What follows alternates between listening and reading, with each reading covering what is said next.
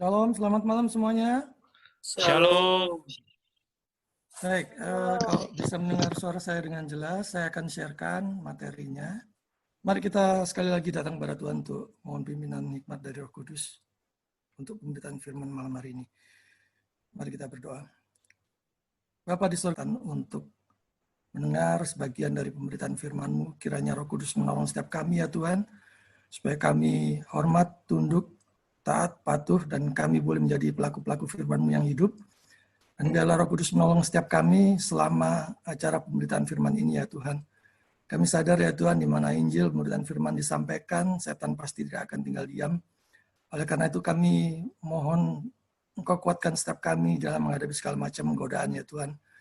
Termasuk konsentrasi, hati, pikiran, juga koneksi internet, dan seluruh fasilitas yang kami pakai. Biarlah Roh Kudus menolong setiap kami dan memberkati pemberitaan firman pada malam hari ini. Berfirmanlah ya Tuhan, kami siap untuk mendengarkan.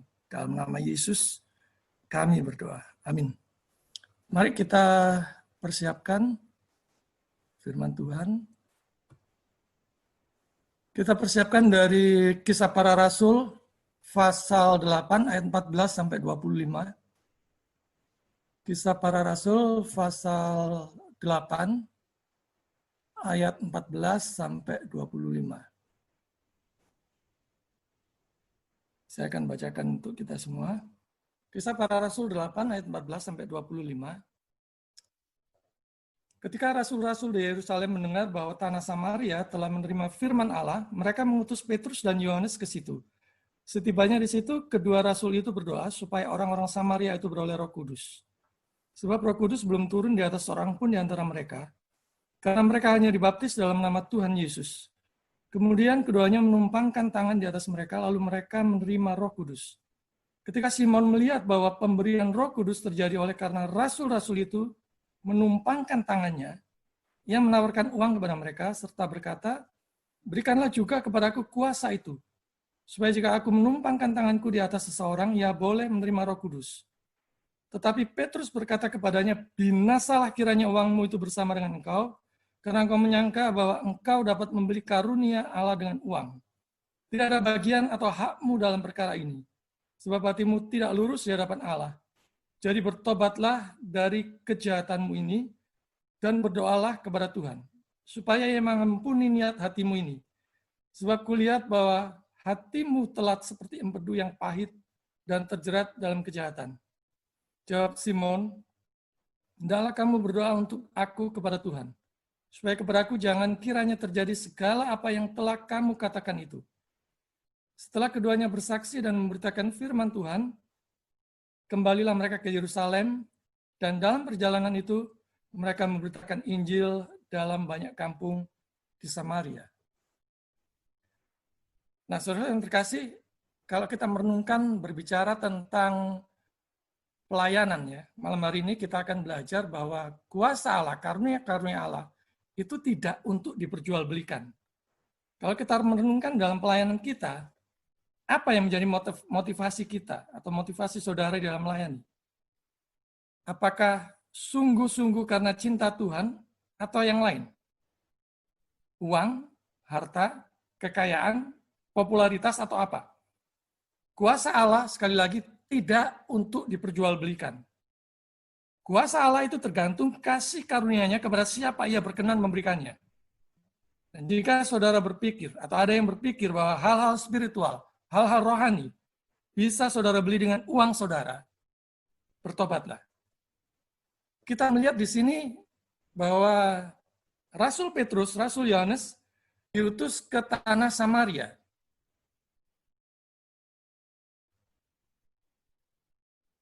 Mengutus kedua rasul ini, kalau kita melihat, adalah misi yang sangat-sangat penting. Jadi kita melihat di sini bahwa Rasul Petrus maupun Rasul Yohanes di sini jelas sama kedudukannya dengan sama seperti rasul-rasul yang lainnya. Jadi meski mereka dianggap sebagai soko guru bersama dengan Yakobus, mereka juga siap untuk diutus oleh rasul-rasul yang lain. Tidak menganggap diri mereka lebih unggul dari yang lain. Kalau kita melihat ayat yang ke-14 sampai ayat yang ke-17 tadi, mereka anggap Petrus tidak lebih dari diri mereka sendiri. Jadi sama, posisi Rasul Petrus, Rasul Yohanes sama dengan rasul-rasul yang lainnya. Aplikasinya apa? Jangan pernah menganggap diri kita lebih dari pelayan Tuhan yang lain. Belajarlah untuk merendahkan diri. Dan bersukacitalah jika saudara diutus. Karena itu adalah suatu kehormatan saudara menjadi duta Injil. Kita melihat di sini betapa cukup cepat respon para rasul setelah mendengar kabar bahwa tanah Samaria sudah mendengar Injil, sudah menerima Injil. Jadi respon terhadap daerah lain yang sudah mendengar Injil. Saat mereka mendengar daerah lain menerima firman Allah, dan inilah yang seharusnya kita juga bersama-sama lakukan. Seharusnya kita sukacita. Jadi mereka ke sana bukan sekedar untuk membuktikan, tetapi untuk makin menguatkan dan meneguhkan iman jemaat yang baru di sana. Di mana ada pertobatan, semestinya seluruh jemaat atau tubuh Kristus ikut bersukacita. Dan makin hari makin saling terus menguatkan. Kita lihat di sini bahwa Rasul Petrus dan Rasul Yohanes yang adalah termasuk soko guru, meski demikian mereka siap sedia untuk diutus. Dan biasanya seorang leader, seorang pemimpin, itu adalah yang mengutus. Tapi luar biasa kita bisa belajar malam hari ini, bahwa para rasul, soko guru itu, Yohanes dan Rasul Petrus, mereka mau diutus. Dan mereka mau menerima tugas tersebut. Apakah saudara siap untuk membantu mendukung pelayanan pengabaran Injil? Termasuk di saat masa-masa sulit, masa-masa pandemik seperti saat ini. Kita melihat di situ bahwa Rasul Petrus dan Rasul Yohanes bersaksi memberitakan firman Allah. Bersaksi dan memberitakan firman Allah kepada Simon dan jemaat di sana. Simon yang dimaksud di sini adalah Simon si tukang sihir. Dan ini yang dilakukan oleh kedua rasul. Bukan pelayanan yang hura-hura atau plesir tanpa tujuan yang jelas. Jadi misi itu akan mirip seperti tur atau plesir. Kalau tidak ada penjangkauan, kalau tidak ada pekabaran Injil, kalau tidak ada pemuridan yang sampai berlipat ganda di sana. Sampai orang-orang yang ada di sana bisa melakukan seperti yang kita lakukan. Kita bisa melihat di sini bahwa Rasul Petrus dan Rasul Yohanes mengerjakan tugas itu dengan sungguh-sungguh. Dan mereka melakukannya di Samaria untuk membantu dan memperkuat uluran tangan kepada Filipus. Para pelayan di sebuah pos pelayanan yang lebih tinggi dan yang unggul di dalam karunia-karunia dan anugerah harus membantu orang-orang di lingkungan yang lebih rendah untuk mewujudkan suatu pelayanan yang lebih baik, yang baru dimulai, yang baru dirintis di tanah Samaria. Kita melihat di sini bahwa mereka dikirim agar mereka bisa lebih mengkonfirmasikan pengajaran yang telah diberitakan oleh Filipus di antara orang-orang Samaria. Naik. Dan dengan otoritas kerasulan, mereka melakukan itu. Sehingga mereka bisa melihat bagaimana pengajaran di tanah Samaria itu. Setelah pemberitaan Injil selesai, tidak bisa ditinggalkan begitu saja. Harus terus dipantau apakah pengajarannya di sana sudah benar, atau apakah sudah tunduk pada kitab suci. Ini yang paling penting. Jadi perlu terus dibimbing, perlu terus diarahkan dengan pengajaran yang benar. Dan karena itu, Rasul Petrus dan Yohanes datang ke sana. Agar bisa juga melawan berbagai macam pengajaran yang palsu dan sesat. Di samping terus untuk menguatkan iman jemaat yang masih baru di tanah Samaria tersebut. Kita sekarang melihat tanah Samaria. Samaria adalah suatu tempat di mana penduduknya merupakan blasteran atau kawin campur ya.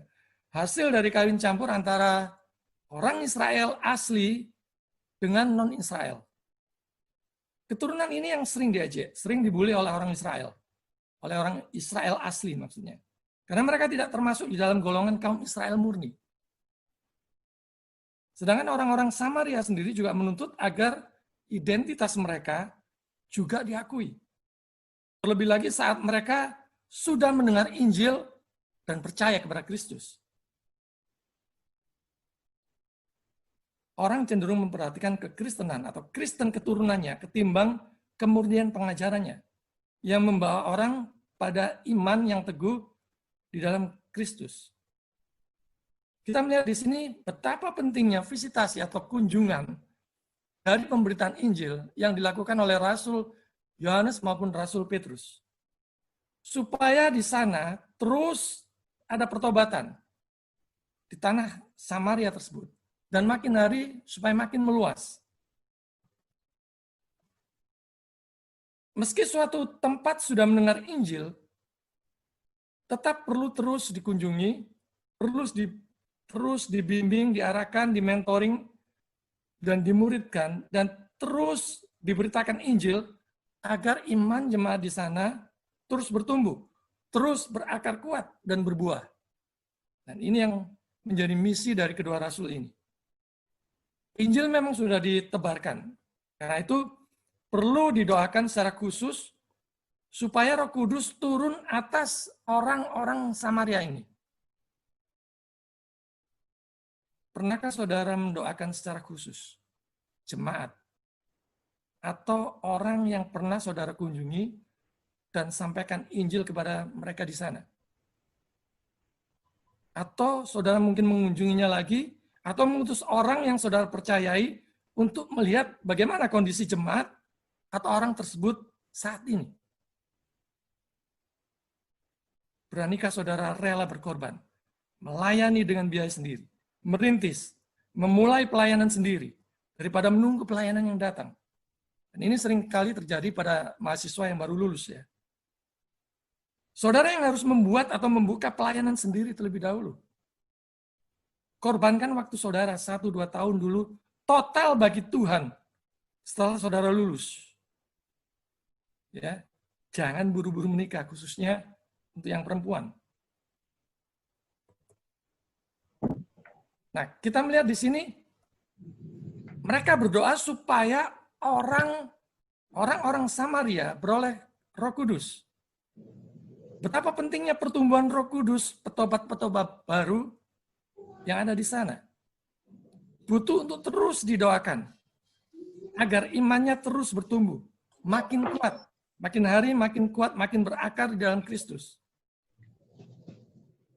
Nah, kalau kita lihat pohon itu ya, tidak akan mudah tumbang kalau diterjang angin, kalau akarnya itu kuat ke dalam. Dikatakan di situ bahwa Roh Kudus belum turun atas orang-orang Samaria. Apa yang dimaksud dengan Roh Kudus?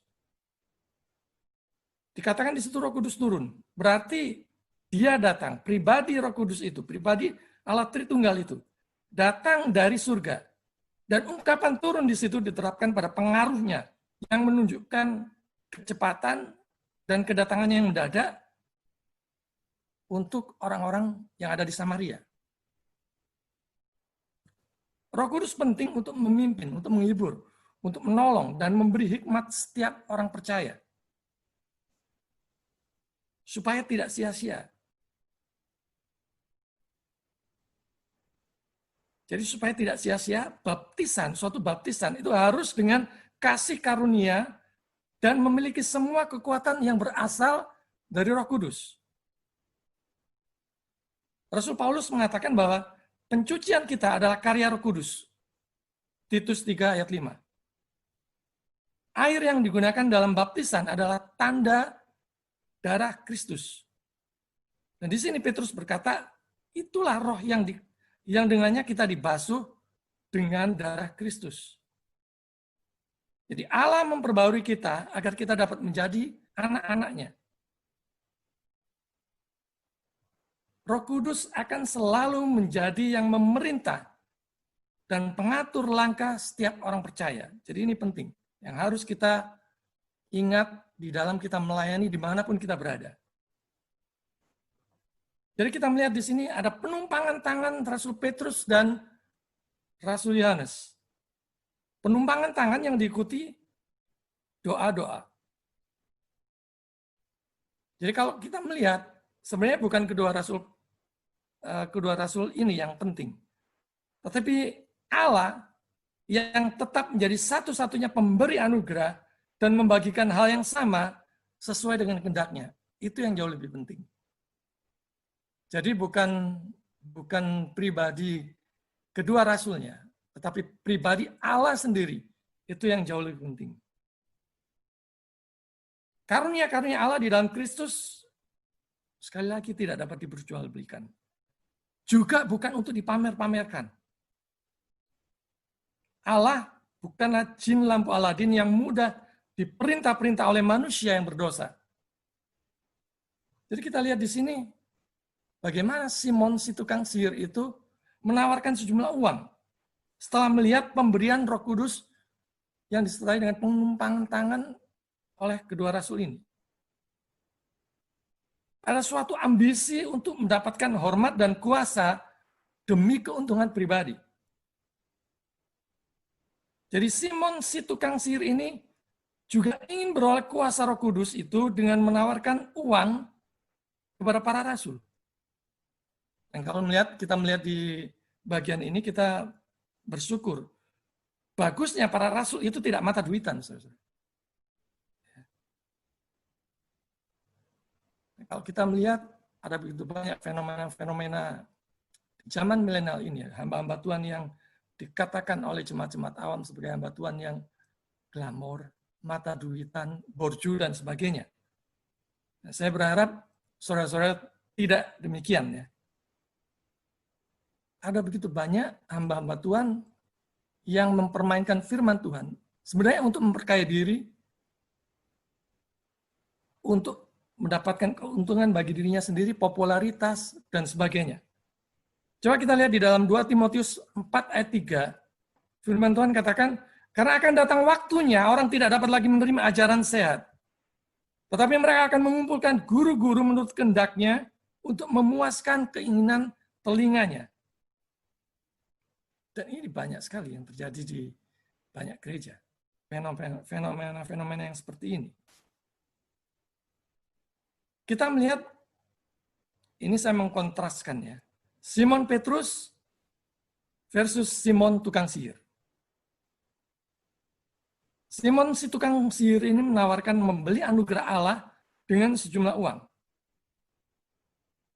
Nah, banyak pelayan Tuhan yang motivasinya adalah uang.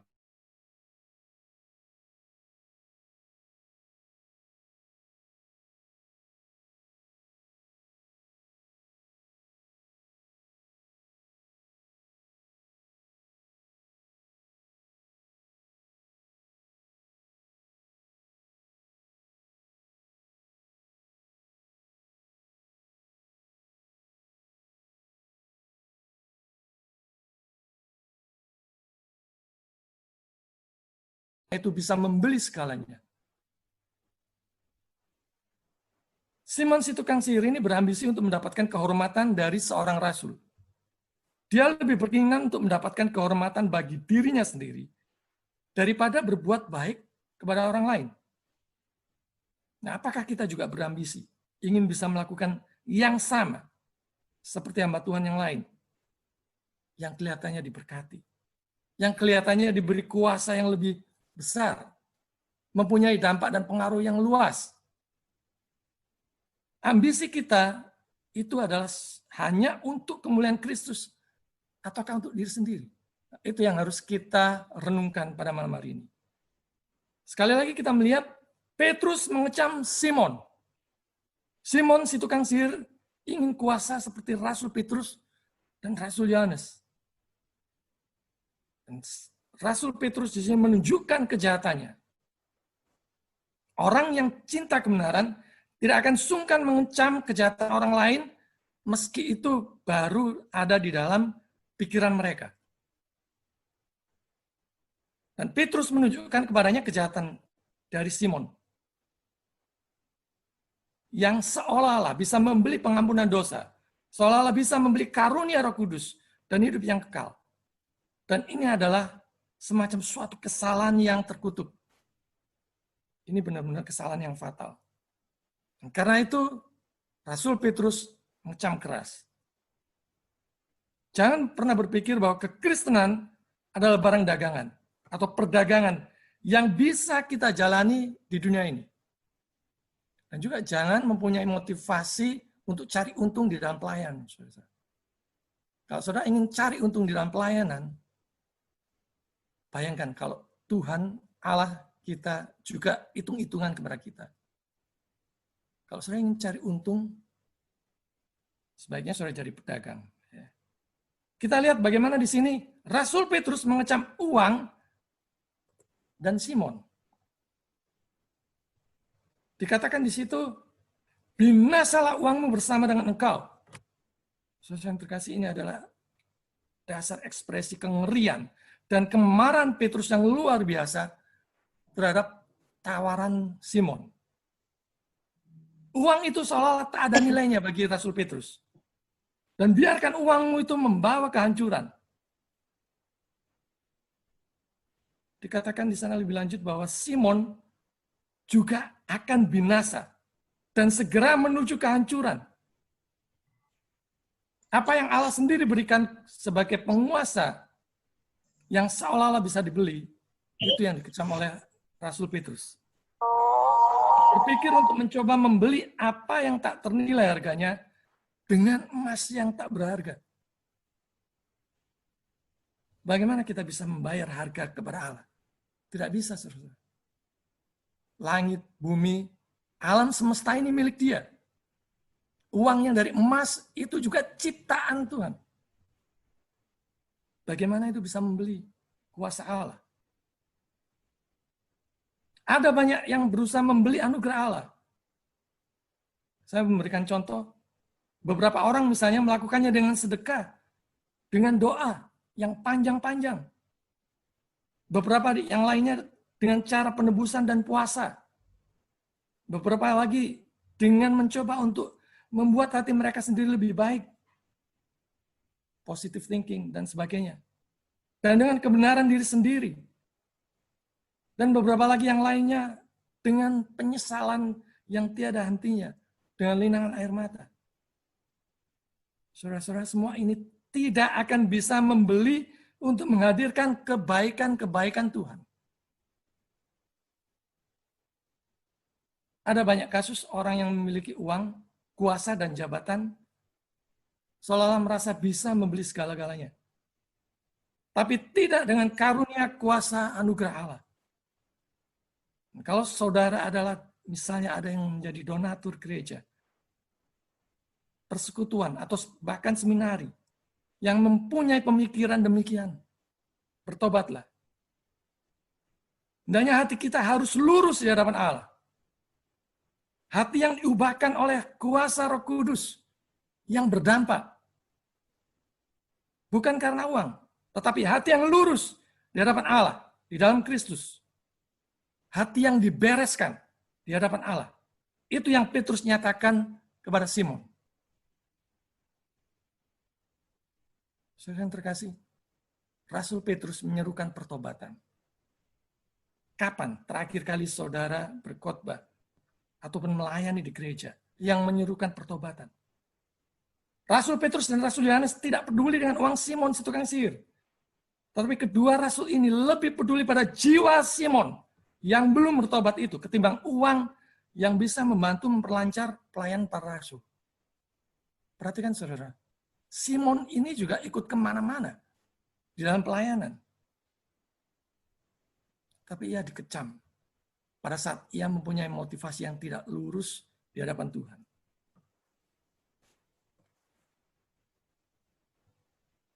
Simon Petrus melawan Simon tukang sihir. Ya, namanya sama-sama ada Simonnya ya. Simon tukang sihir meminta Rasul Petrus berdoa untuknya. Karena memang dirinya belum mempunyai iman, saudara-saudara. Simon si tukang sihir ini belum bisa berdoa karena belum percaya.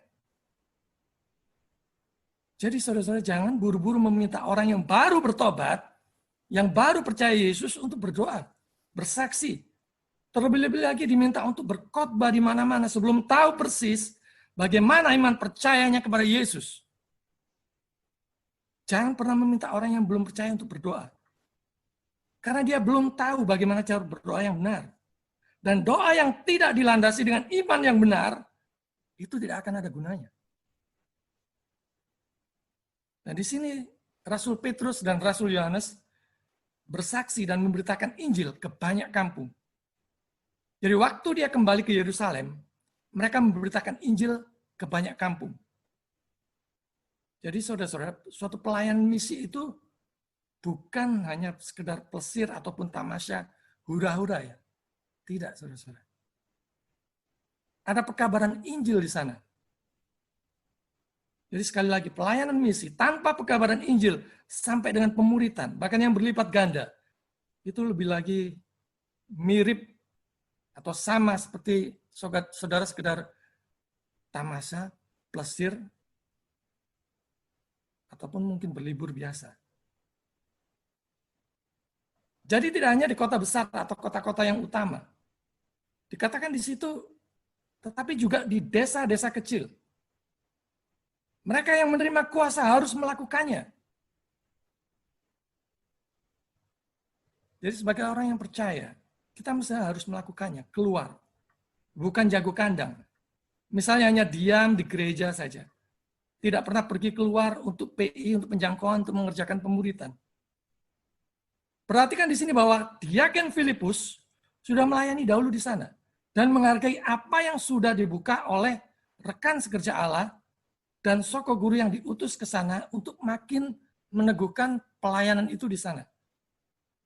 Agar ada kesatuan hati antara jemaat lama dan baru, termasuk berbagi pengalaman pelayanan, karena kedua rasul ini pernah mengalami pelayanan yang langsung bersama dengan Tuhan Yesus. Nah, bagi yang sudah senior di dalam pelayanan, apakah itu pendeta, pastor, penginjil, atau pelayanan lainnya, jangan pelit saudara-saudara untuk berbagi kepada yang junior. Baik di dalam pengalaman, atau berbagi asam garam pelayanan, ataupun share karakter di dalam ilmu untuk menghadapi berbagai macam kesulitan, kesukaran di dalam pelayanan. Bagikan itu, karena itu tidak ada di dalam buku manapun. Saudara, mari kita merespon. Peduli terhadap daerah lain. Bersaksi, memberitakan firman, berdoa untuk tempat lain agar mereka menerima Injil. Agar terus di dalam bimbingan Roh Kudus. Mari menggunakan uang kita, harta kita, yang sudah Tuhan percayakan kepada kita untuk memuliakan Tuhan, untuk mendukung pelayanan. Tidak berpikir pelayanan dengan motivasi jiwa dagang. Mendapat anugerah cuma-cuma, mari kita salurkan juga cuma-cuma. Saudara yang diberi berkat lebih, mari kita berbagi. Khususnya di era pandemi seperti ini. Di mana ada begitu banyak pelayan hamba Tuhan yang terkena dampak dari pandemi corona seperti ini.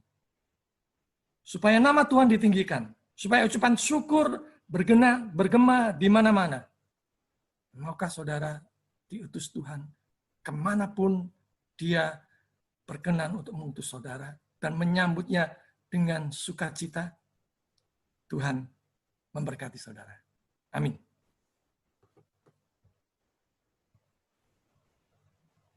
Amin.